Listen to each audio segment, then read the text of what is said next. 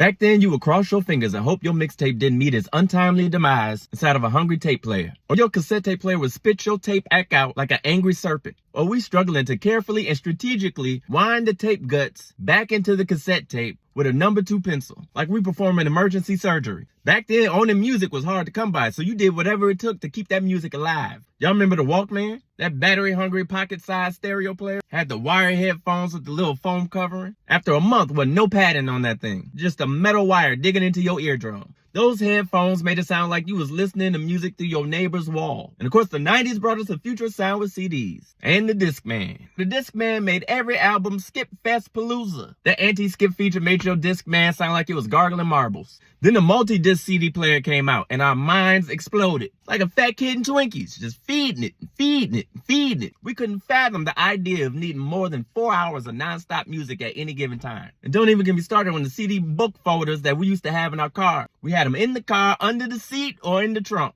Back then, stereo systems had more buttons than the Starship Enterprise. Even the word stereo don't even sound right now. Sounds like a Jurassic Park fossil. And if you had one of those boom boxes with the detachable speakers, and all of a sudden you had surround sound, oh, you was King Ding-a-ling. But in the 90s, when we parked our car, we had to detach our stereo head from the stereo and put it into our pockets before we left the car. Hell, back in the 90s, the car stereo was more expensive than the car.